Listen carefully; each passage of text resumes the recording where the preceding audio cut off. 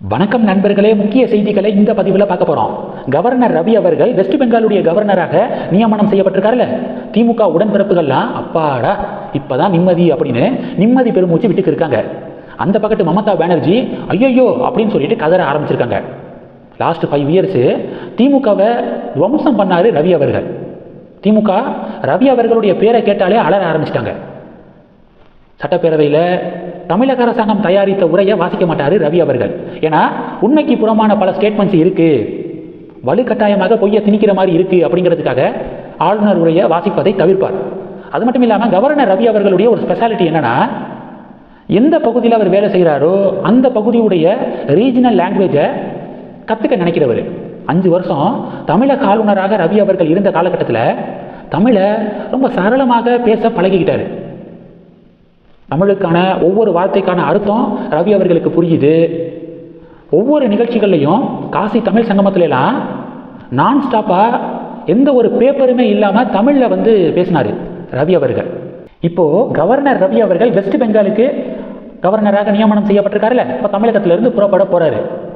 இப்போது அவரை ரொம்ப கவலையோட பாஜக தொண்டர்கள் சென்ட் ஆஃப் பண்ணுறாங்க. ஒரு மீமெல்லாம் பார்க்க முடிஞ்சிச்சு. RN Ravi IPS 1976 batch. இன்னும் 30 வருடங்களுக்கு திமுக காரன் இவரை மறக்க மாட்டான். ஒத்த ஆளா நின்று மொத்த திராவிட கும்பலையும் கதற விட்டவர், real hero, hats off sir, திமுகவின் சிம்ம சொப்பனம் அப்படின்னு சொல்லிட்டு ரவி அவர்களை பாராட்டக்கூடிய வகையில் மீமெல்லாம் பார்க்க முடியுது. திமுக அந்த அளவுக்கு கதறினாங்க.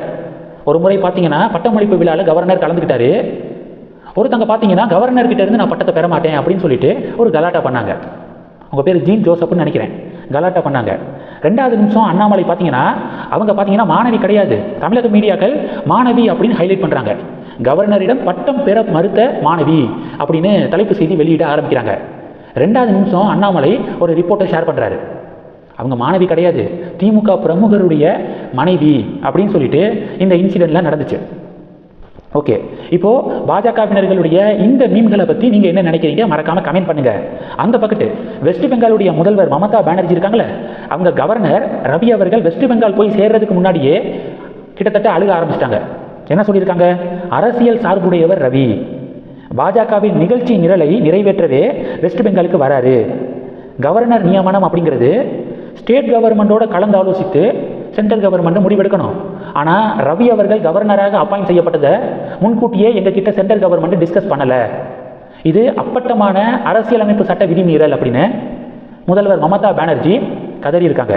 அடுத்து என்ன சொல்லியிருக்காங்கன்னா, தமிழ்நாட்டில் கவர்னராக இருந்தபோது என்ன செய்தீர்கள் அப்படிங்கிறது எனக்கு தெரியும், ஆனால் இதை இங்கே செய்ய முடியாது, வெஸ்ட் பெங்காலில் செய்ய முடியாது அப்படின்னு மமதா பானர்ஜி கொந்தளித்து பேசியிருக்காங்க. பொறுத்திருந்து பார்க்கலாம். வெஸ்ட் பெங்காலுக்கு முதல்ல ரவி அவர்கள் வரட்டும். வரதுக்குள்ளேயே இந்த கதறீங்களே, கொஞ்சம் இந்த கதறலை நிப்பாட்டி வைங்க, கொஞ்சம் அமைதியாக ஓய்வெடுங்க. ஏன்னா ரவி அவர்கள் அங்கே வந்ததுக்கப்புறம் ஓய்வே உங்களால் எடுக்க முடியாது, தினம் கதற வேண்டியது இருக்கும் அப்படின்னு பாஜக காரங்க ஃபயர் விடுறாங்க. இந்த செய்திகளை பற்றி உங்களுடைய பார்வைகளை மறக்காமல் கமெண்ட் பண்ணுங்கள். கடைசி என்னென்னா, அமெரிக்காவில் வாஷிங்டன் டிசியில் போர் நினைவு சின்னம் இருக்குங்க. 2nd வேர்ல்டு வாரில் உயிரிழந்த அமெரிக்காவுடைய இராணுவ வீரர்கள் நினைவாக போர் நினைவு சின்னம் வாஷிங்டன் டிசியில் இருக்குது. அந்த போர் நினைவு சின்னத்துக்கு போன 2 இந்தியர்கள் என்ன பண்ணியிருக்காங்கன்னா, மதுராஜு அப்படிங்கிறவர் தன்னுடைய கேர்ள் ஃப்ரெண்டோட அந்த போர் நினைவு சின்னத்துக்கு போய் போர் நினைவு சின்னத்துக்கு முன்பாக டான்ஸ் ஆடி இருக்காரு. பாட்டு போட்டு நம்ம ஊரில் பொது இடங்களில் பார்த்தீங்க அப்படின்னா ரீல்ஸ் எல்லாம் எடுத்துக்கிட்டு இருப்பாங்கள்ல, அது மாதிரி அமெரிக்காவில் போர் நினைவு சின்னத்துக்கு முன்பாக டான்ஸ் ஆடி ரீல்ஸ் எடுத்து சோசியல் மீடியாவில் அப்லோடு பண்ண 2 இந்திய வம்சாவளியை சேர்ந்தவர்களை நாடு கடத்த, இங்கே இருக்கக்கூடாது, நீங்கள் அங்கேயே போய் போங்க அப்படின்னு நாடு கடத்த அமெரிக்கா முடிவெடுத்திருக்காங்களாம். இது ஒரு டிபேட்டாக மாறி இருக்கு.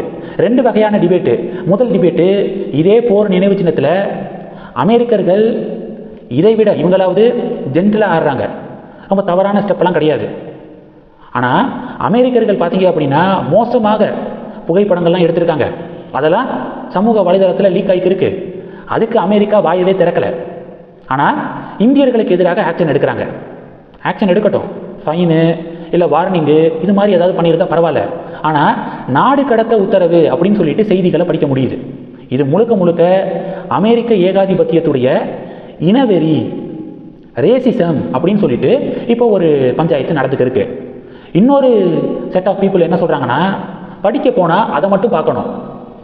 ஒரு இடத்துக்கு போகிறோம் அப்படின்னா அந்த நாட்டுக்கு சில ரூல்ஸ் அண்ட் ரெகுலேஷன்ஸ் இருக்கும், சில ஒரு சென்டிமெண்டான விஷயங்கள் இருக்கும், அதில் மூக்க நுழைக்கக்கூடாது. அமெரிக்காவுடைய போர் நினைவு சின்னம் அப்படிங்கிறது அவங்கள பொறுத்த வரைக்கும் ஒரு சென்டிமெண்டான பிளேஸு. அங்கே போய் டான்ஸ் ஆனது தப்பு தானே. இப்போ இந்தியாவில் போர் நினைவு சின்னத்துக்கு வந்து வெளிநாட்டை சேர்ந்தவர்கள் ஏதாவது டான்ஸு இது மாதிரி ரீல் எடுத்தால் நம்ம சும்மா இருப்போமா? எதிர்த்து கேள்வி கேட்போம், கொந்தளிப்போம்ல. அது மாதிரியான இன்சிடென்ட் தான் இது அப்படின்னும் சில மக்கள் வந்து தெரிவிக்கிறாங்க. இதில் உங்களுடைய சாய்ஸ் எது? மறக்காமல் கமெண்ட் பண்ணுங்கள். தொடர்ந்து கணக்கில் இருங்க. அடுத்தடுத்து நிறையா பதிவுகளை பார்க்க போகிறோம். நன்றி. ஜெய் ஹிந்த்.